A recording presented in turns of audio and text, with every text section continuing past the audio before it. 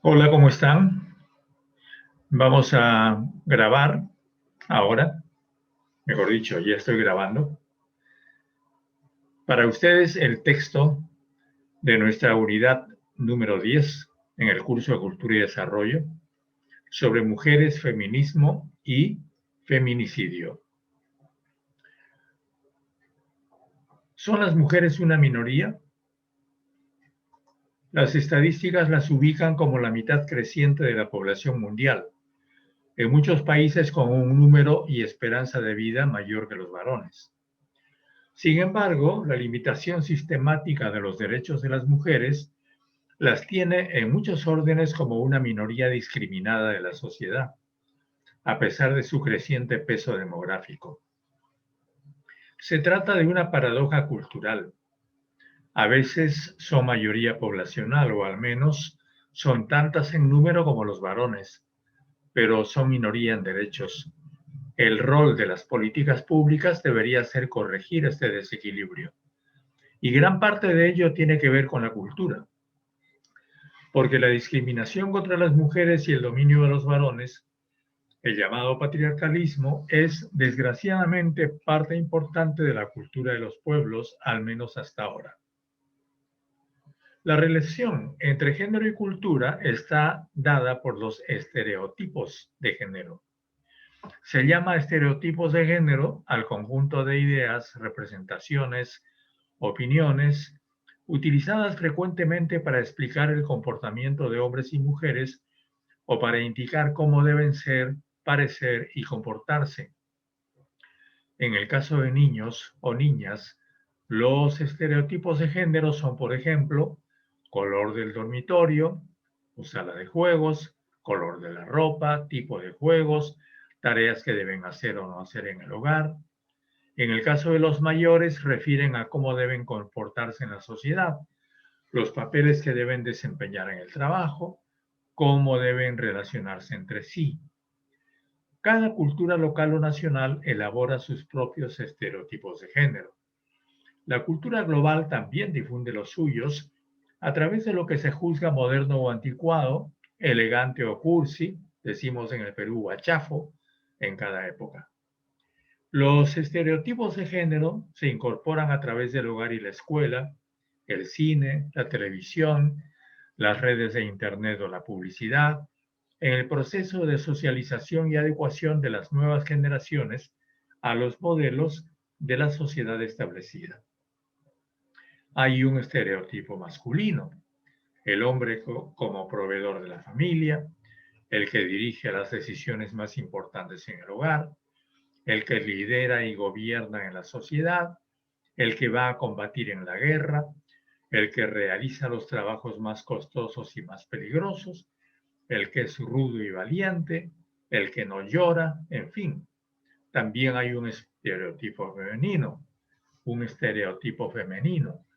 la mujer débil, desfalleciente, el caso de la famosa Margarita Gautier, un personaje de las novelas del siglo XIX, que era una amante, que estaba tuberculosa, desfallecía, era débil, un modelo de feminidad. La mujer cariñosa, la que cuida de los hijos, mientras el hombre trabaja fuera del hogar, la que se sacrifica por el marido y lo acompaña, dándole fortaleza emocional. Se cree entonces que la mujer debe ser emotiva y el hombre debe ser racional. La falta de penalización de la violación marital en muchos países está basada precisamente en este concepto social de que la mujer es la propiedad sexual del hombre. La vida moderna ha roto estos estereotipos en la realidad y a veces en las leyes, pero se mantienen culturalmente. Rebecca Cook y Simone Cusack han escrito el libro Estereotipos de Género, Perspectivas Legales Transnacionales. Según estas autoras, para abolir todas las formas de discriminación contra la mujer, es necesario darle prioridad a la eliminación de los estereotipos de género. En lo que se refiere a la igualdad de género, según la UNESCO, la igualdad de género es la igualdad de derechos, responsabilidades oportunidades de mujeres y hombres, niñas y niños. Por supuesto que los hombres y las mujeres son diferentes en sexo, en sentimientos, en psicología, en intereses, etcétera, etcétera. Pero deben ser iguales en derechos, en responsabilidades que deben ser compartidas y en oportunidades que no deben depender del sexo con el que nacieron. La igualdad de género no es entonces igualdad en todo. Por el contrario, empieza por reconocer la diversidad de los diferentes grupos de mujeres y hombres. La justicia de género es la que busca la igualdad de género. La política de género busca hacer realidad la justicia de género. En el Perú existe, por supuesto, una política nacional de igualdad de género. La Convención sobre la Eliminación de todas las formas de discriminación contra la mujer fue adoptada en 1979 por la Asamblea General de las Naciones Unidas. Definió qué se entiende por discriminación contra la mujer y estableció un curso de acción para eliminar la discriminación y garantizar la igualdad entre mujeres y varones. La Conferencia de Beijing de 1995 acordó mundialmente las políticas de género como un compromiso entre los estados. La Conferencia de El Cairo sobre Población y Desarrollo de 1994 acordó la vigencia de los derechos sexuales y reproductivos de las mujeres adultas y niñas. La política pública peruana está alineada con la Agenda Mundial al 2030 de Desarrollo Sostenible de las Naciones Unidas.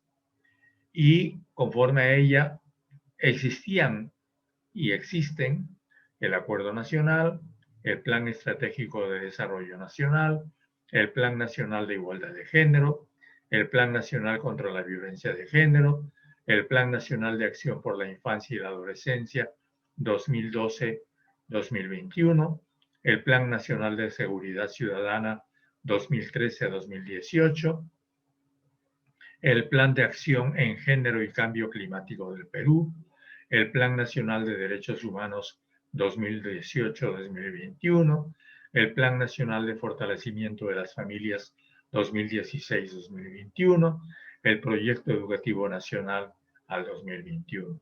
Bueno, por planes, por la abundancia de planes, no nos podemos quejar. El feminismo. Las primeras propuestas feministas en Occidente surgieron dentro del proceso de la Revolución Francesa al finalizar el siglo XVIII. Es conocida la lucha del feminismo en el siglo XIX. Desde las sufragistas inglesas que reclamaban tener derecho a voto y las activistas obreras que exigieron libertad e igualdad integral de derechos en el sistema político del capitalismo industrial. Fueron dos grandes corrientes paralelas del feminismo. El feminismo llamado burgués, el de las mujeres aristocráticas o de clase media, iniciado por las sufragistas inglesas a fines del siglo XIX. Y el feminismo proletario de las mujeres socialistas e inmigrantes en Alemania o de las bolcheviques de la Revolución Rusa de 1917 y comienzos del siglo XX. Al comenzar la Primera Guerra Mundial, las mujeres participaron en las denuncias contra la guerra como un crimen contra la humanidad. También cuando la Guerra Mundial terminó, Rosa Luxemburgo es la figura símbolo de esa época. Al terminar la Segunda Guerra Mundial, hubo otra época del feminismo que empieza con los libros de Simone de Beauvoir, de los cuales el más famoso es su libro sobre el segundo sexo, que inicia lo que podemos llamar el feminismo contemporáneo. A lo largo de los años, el feminismo se ha convertido en un amplio y diverso movimiento mundial que tiene intensos debates internos, ideología, teoría y activismo organizado que se manifiesta en la movilización de multitudes de mujeres que reclaman respeto y paridad de género, es decir, participación equiparable a la de los hombres en la estructura de poder. Beatrice Webb, Alejandra Kollontai, Simone de Beauvoir y otras teóricas construyeron las bases racionales del feminismo.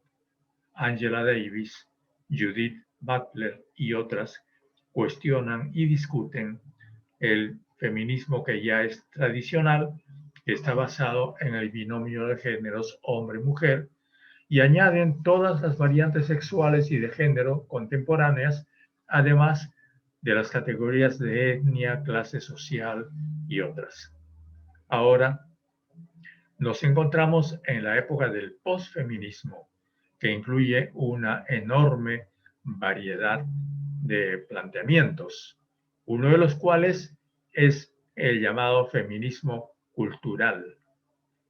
El feminismo radical, que plantea la relación hombre-mujer como una cuestión de poder, ha dado origen al feminismo cultural, que estudia y realiza la cultura femenina, estudia y realza la cultura femenina, distinguiéndola del resto de la sociedad. No centra su atención en las relaciones de poder varón-mujer, sino en la cultura femenina como tal, y plantea reforzar su identidad cultural. Habría una manera de ser específicamente femenina que debe ser estudiada.